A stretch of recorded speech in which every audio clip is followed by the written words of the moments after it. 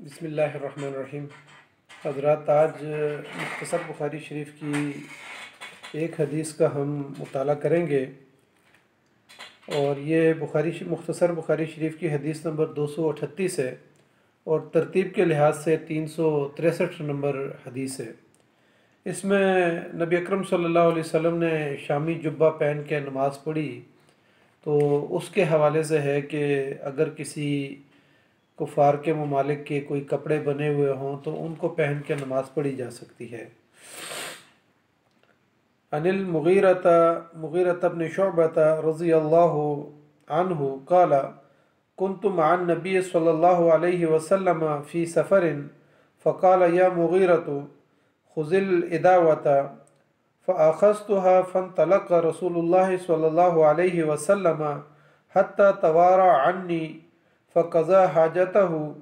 व अलैहि जुब्बतुन शामिय्यतुन फ़ज़हब लियुख़रिज यदहु मिन कुम्मिहा फ़ज़ाक़त फ़अख़रज यदहु मिन अस्फ़लिहा फ़सबब्तु अलैहि फ़तवज़्ज़अ वुज़ूअहु लिस्सलाति व मसह अला खुफ़ैहि सुम्मा सल्ला। रवाहुल बुखारी। हज़रत मुगीरा बिन शुअबा रज़ियल्लाहु ताला अन्हु फरमाते हैं कि मैं एक दफ़ा नबी अकरम सल्लल्लाहु अलैहि वसल्लम के साथ एक सफ़र में था,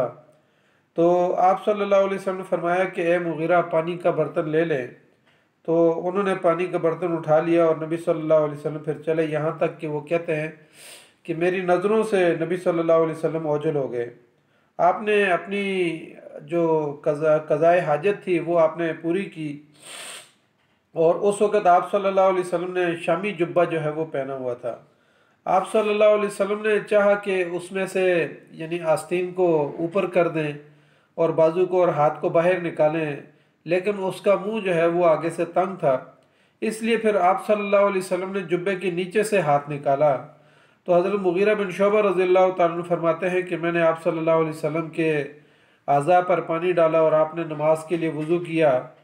और फिर आप सल्लल्लाहु अलैहि वसल्लम ने मस्ह पर मौज़ा किया और फिर उसके बाद आप सल्लल्लाहु अलैहि वसल्लम ने नमाज अदा की। इस हदीस में हमें जो ख़ास बात सामने आती है, चूँकि किताबुस सलात के अंदर ये हदीस आई है और इसमें यानी इमाम बुखारी रहमतुल्लाह अलैह ये बताना चाहते हैं कि कुफ़ार के हाथों के बने हुए कपड़े अगर उनको नमाज के लिए इस्तेमाल किया जाए तो इस्तेमाल किया जा सकता है।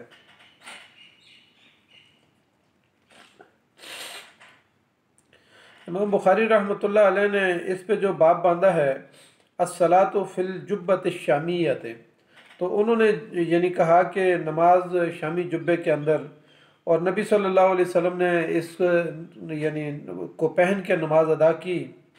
शामी जुब्बे का मतलब यह है कि ये लंबे कोट की तरह होता था, जिस तरह आज के हमारे दौर में सर्दियों में कोट पहने जाते हैं या लंबे जुब्बे नमा कोट जो है ना वो पहने जाते हैं, या शेरवानी पहनी जाती है जिसके सामने के हिस्से में बटन लगे हुए होते हैं।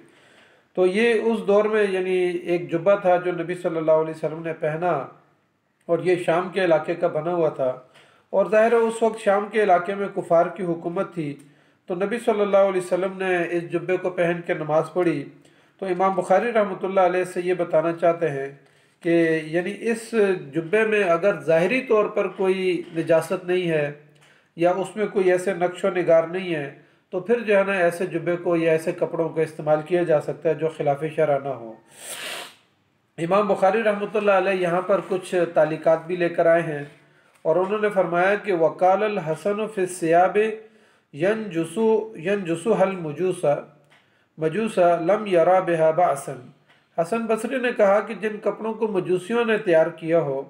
उनको पहनकर नमाज पढ़ने में भी कोई हरज नहीं है। इसी तरीके से उन्होंने कहा कि वसल्ला अलीयुन फ़ी सौबिन गैर मकसूरिन, कि हज़रत अली रज़ियल्लाहु ताला अन्हु इस तरह से जो कपड़े बने हुए होते थे तो बग़ैर धुले भी जो है ना उसके साथ हज़रत अली रज़ियल्लाहु ताला अन्हु नमाज़ पढ़ लेते थे। यानी जो बाहर के इलाकों में से बन के आते थे और पैकिंग के अंदर जैसे आजकल हमारे इलाके के अंदर होता है, लेकिन उस दौर में भी यानी जब बाहर से कपड़े बन के आते थे तो वो महफूज होते थे। तो एक यानी हज़रत अली रज़ियल्लाहु ताला अन्हु की तालीक यहाँ पर लेकर आए हैं कि वो जो है ना बग़ैर धोए भी जो है ना वो नमाज़ पढ़ लेते थे। इसी तरीके से अता बिन मोहम्मद से रवायत है, उन्होंने कहा कि यानी हज़रत अली रज़ियल्लाहु ताला अन्हु बग़ैर धुली हुई कमीज़ को पहन के नमाज़ पढ़ लिया करते थे। वक़ाल मामरुन रअयतु ज़ुहरिय्यु यलबिसु मिन सियाबिल यमन मा सुबिगा बिलबाउली। मामर ने कहा कि मैंने इमाम ज़ोहरी को देखा कि वो यमन के बने हुए कपड़े जो पेशाब के साथ रंगे हुए होते थे, तो उनको जो है ना वो पहन के नमाज़ पढ़ लिया करते थे। ज़ाहिर है कि अगर वो पेशाब से रंगे हुए हैं तो उस मौके पे तो उनको धोया जाता है और फिर उसके बाद जो है ना उनको पाक किया जाता है। तो यानी इन तालिकात को लाने का मतलब ये है कि इमाम बुखारी रहमतुल्लाह अलैह ये साबित करना चाह रहे हैं कि कुफार के बने हुए हाथों के कपड़े जो हैं उनको पहना जा सकता है और उनको इस्तेमाल किया जा सकता है। और यही जमहूर उलमा का कौल है और इमाम शाफी का कौल भी यही है। उन्होंने भी कहा कि कुफार के बने हुए कपड़े जो हैं उनके बुने हुए या उनके बनाए हुए जूते हैं या कपड़े हैं या बनियान है, स्वेटर वगैरह हैं, या इस तरह की बाकी जो चीज़ें हैं उनको पहन कर नमाज़ पढ़ने में किसी किस्म का कोई हरज नहीं है। तो यानी यहाँ से इस हदीस से यानी ये साबित होता है। और साथ साथ ही जो है ना मुगीरा बिन शोबा रज़ियल्लाहु ताला अन्हु फरमाते हैं कि हम एक सफ़र में थे।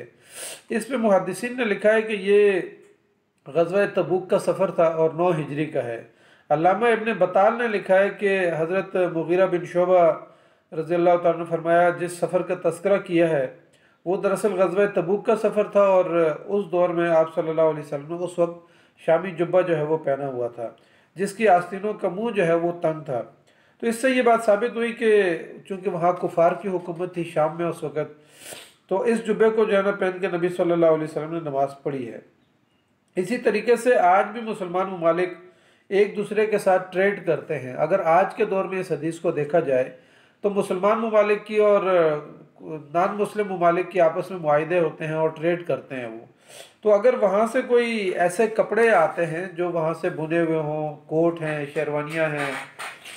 या इसी तरीके से जूते हैं या कपड़े हैं या कोट पैंट है, यानी इस तरीके से जो कपड़े बैरून ममालिक से पाकिस्तान के अंदर आते हैं या दूसरे ममालिक इस्लामी ममालिक के अंदर जाते हैं, तो इन अहादीस से ये बात साबित होती है कि उनको इस्तेमाल करना जायज़ है और इस्तेमाल किया जा सकता है। अलबत्ता जो जिन ममालिक से यानी पुराने कपड़े हमारे ममालिक के अंदर आते हैं या गरीब ममालिक के अंदर आते हैं, जिनको लंडे के कपड़े भी हम कहते हैं और उनको इस्तेमाल किया जाता है, तो इसके बारे में जो है ना राय ये है कि अगर आज के दौर में इस हदीस को देखा जाए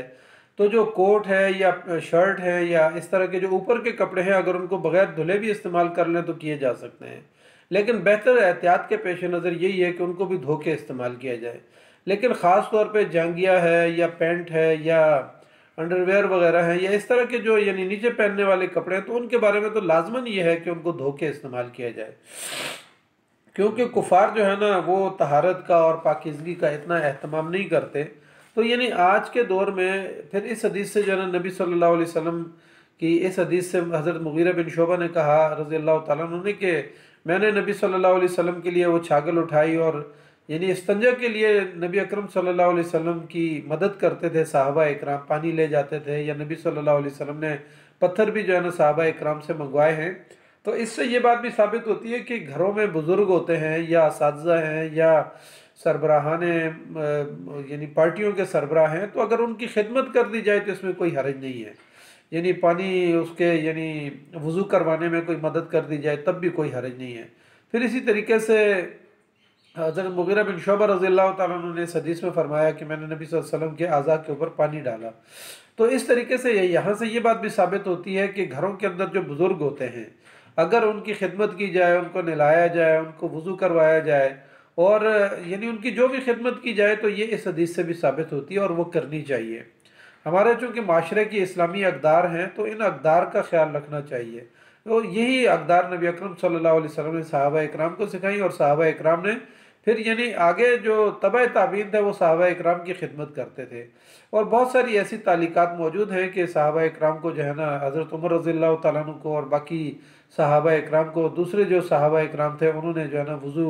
करने में मदद की। तो इन अहादीस से ये बात साबित होती है कि इस्लामी माशरे की जो अक़दार हैं उनकी जो है ना पासदारी होनी चाहिए और उनका ख्याल रखना चाहिए। तो अल्लाह ताला से हम दुआ करते हैं कि अल्लाह ताला हमें इस हदीस के ऊपर अमल करने की तौफीक अता फरमाए